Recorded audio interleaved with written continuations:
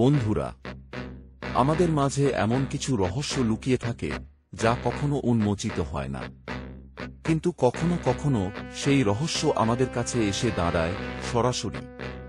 আজকের গল্পটি এমন এক অদ্ভুত, অবিশ্বাস্য ঘটনার উপর, যেখানে ভূত ও মানুষের সম্পর্কের এক অদ্ভুত বাঁধন সৃষ্টি হয়।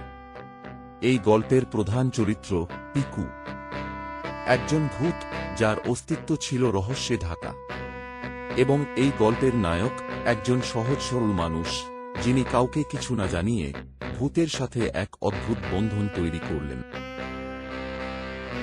এই বাড়িতে যখন প্রথম পিকুর দেখা পাই, তখন আমার মনে হয়েছিল পিকু শুধুই একটি ভূত, একটি ভয়ঙ্কর প্রেতাত্মা।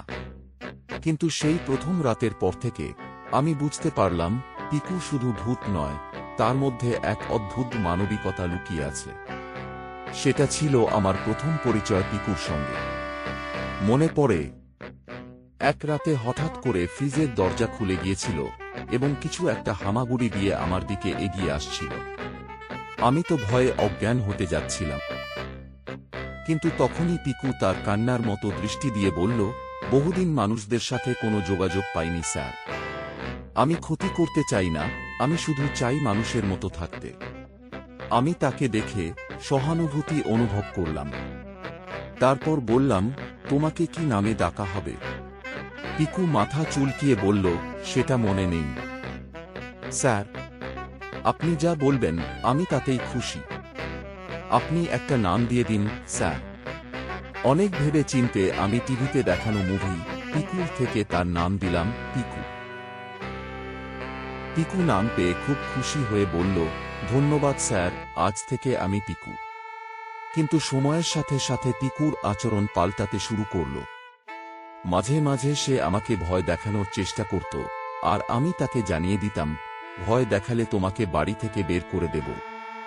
তখন আবার সে চুপ হয়ে যেত আর বলতো, স্যার, আমি শুধু একটু মজা করতে চেয়েছিলাম।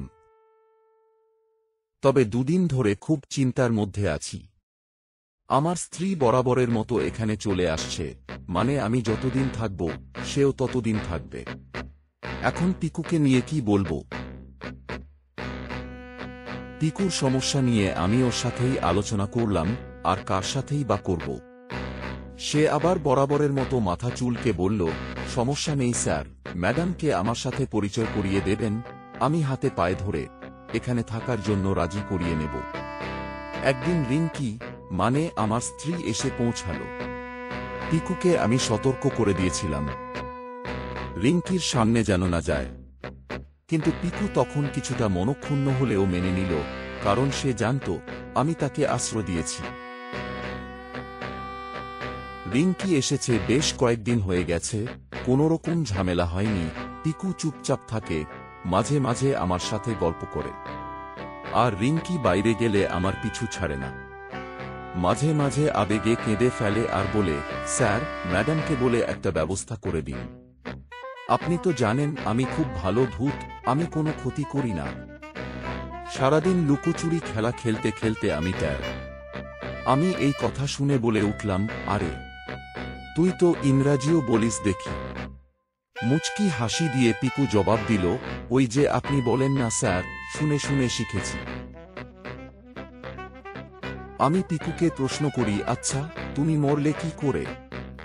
জবাবে পিকু বলে ওঠে, মনে নেই স্যার, তবে যেদিন মনে পড়বে, যদি শুনি অপঘাতে আমার মৃত্যু হয়েছে বা কেউ খুন টুন করেছে, তবে স্যার আমি কিন্তু ভয়ঙ্কর ভূত হয়ে যাব, আপনি আশীর্বাদ করে দিন।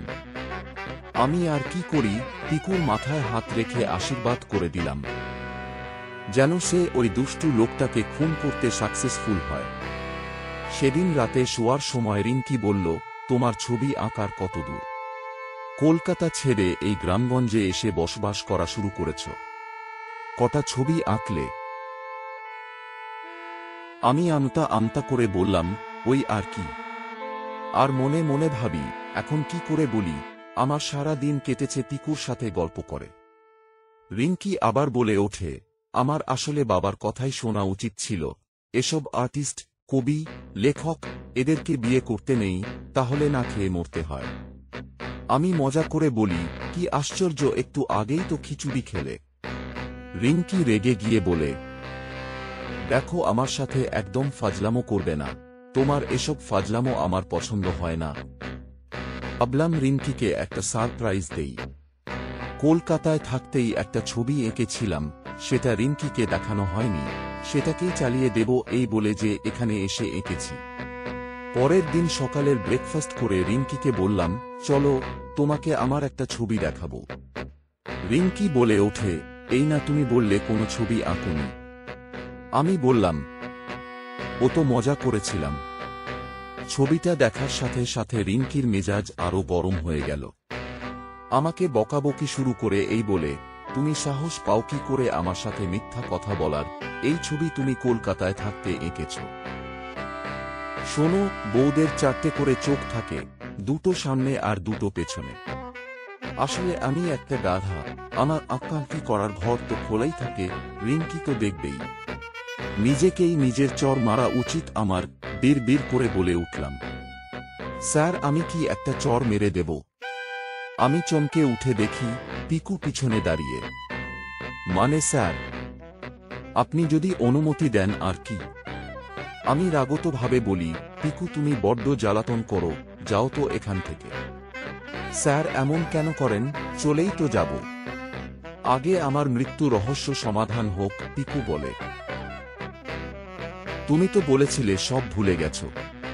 আসলে কি স্যার, মরার পরে মানুষ সবকিছু ভুলে যায়, ভূতেরা অন্তত ভুলে যায়। তাহলে এতদিন ভূতেদের যেসব প্রতিশোধের কাহিনী পড়েছি, সবকিছু কি মিথ্যা? না স্যার, 100% সত্যি। যেমন ধরুন, আপনি আমাকে যতটা ভদ্রভূত বলে মনে করছেন, আমি কিন্তু ততটা ভদ্র না। যদি সত্যি আমি খুন হয়ে থাকি, তাহলে আপনি নিশ্চিত থাকুন, জানা মাত্র ওই মানুষের দিন শেষ।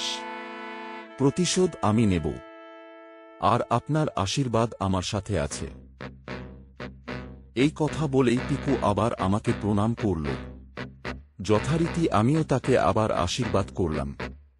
কি যন্ত্রণায় যে পড়লাম, একটা ভূতকে দিনরাত আশীর্বাদ করতে হচ্ছে, তাও আবার একটা মানুষ খুন করার জন্য। পরদিন রিঙ্কির কথা মনে ধরল, আসলেই তো আমি এখানে এসেছি ছবি আঁকার জন্য। সামনেই আমার আর্ট এক্সিবিশন, কিন্তু আমি কিছুই করছি না। বসে গেলাম, আগে মনে মনে একটা কিছু চিন্তা করে নিতে হবে, তারপর তার একটা বাস্তবসম্মত রূপ দিতে হবে। আমি ভাবনার জগতে ডুবে গেলাম। জানি না কিভাবে 5-6 ঘন্টা কেটে গেছে। বাইরে ঘোর অন্ধকার। দেখলাম ছবিটা কমপ্লিট হয়ে গেছে। কিন্তু এটা কি? আমি পিকুর পোর্ট্রেট এঁকেছি। যদিও থিম হিসেবে খারাপ না, রেখে দেই, আর একটু ঘষা মাজা করলেই হবে। এর মধ্যে রিঙ্কির গলার আওয়াজ হলো, তোমার, আমি আরো 3 বার এসে তোমাকে দেখে গেছি। কিন্তু এত মনোযোগ দিয়ে আঁকছিলে যে বিরক্ত করতে ইচ্ছা হয়নি। কফি মগ হাতে নিয়ে বলল রিঙ্কি, দেখি কি এঁকেছ। আমি বললাম, আরে কিচ্ছু হয়নি। রিঙ্কি বলে, দেখতে সমস্যা কোথায়? রিঙ্কি দেখল, গভীর মনোযোগ দিয়ে দেখল, তারপর আমার দিকে ফিরে বলল, এটাই কি তোমার এতক্ষণের পরিশ্রম? আমি বললাম, এখনো ফিনিশিং হয়নি। রিঙ্কি বলে উঠল, তোমার সমস্যাটা কোথায়? ও বলতে থাকে, মানলাম তুমি অনেক বড় আর্টিস্ট, মাথায় যা গেঁথে নাও তা সারা জীবন থাকে, কিন্তু এটাও কি কোনো আঁকার জিনিস? আমি বলি, আরে হয়েছেটা কি, পছন্দ হয়নি? ঠিক আছে, ফেলে দিচ্ছি। 11 বছর আগে যেই লোকটা আমাদের গাড়ির সামনে অ্যাক্সিডেন্ট করেছিল, তুমি সেই লোকের পোর্ট্রেট এঁকেছ, এরপরে বলছো আমার সমস্যাটা কোথায়? সেদিন যদি আমরা লোকটাকে হসপিটালে নিয়ে যেতাম, তাহলে হয়তো আজ সে বেঁচে থাকত। কিন্তু তুমি থানা পুলিশের ভয়ে সেটা করনি। আর আজকে তার ছবি এঁকে আর্ট এক্সিবিশনে জমা দিতে চাচ্ছ। তুমি আসলেই একটা কাণ্ড জ্ঞানহীন, অসহ্য মানুষ। রিঙ্কি ঘর ছেড়ে চলে গেল। আমি ঢোক গিললাম। লোকটার চেহারা আমার মনে ছিল না। আমি তো পিকুর ছবি এঁকেছি, সেই পিকু যেদিন রাত আমার আশীর্বাদ নেয়, তার খুনিকে সুষ্ঠুভাবে খুন করার জন্য। পেছন ফিরে দেখি পিকু দাঁড়িয়ে আছে। তার রক্তবর্ণ চোখ ছল ছল করছে, কিন্তু চেহারায় একটা হিংস্র ভাব, যা আগে কখনো আমি দেখিনি। এই অদ্ভুত গল্পটি যদি আপনাদের ভালো লেগে থাকে, তবে সাবস্ক্রাইব করুন আমার চ্যানেলকে এবং আরও রহস্যময় গল্প পেতে আমার সাথে থাকুন।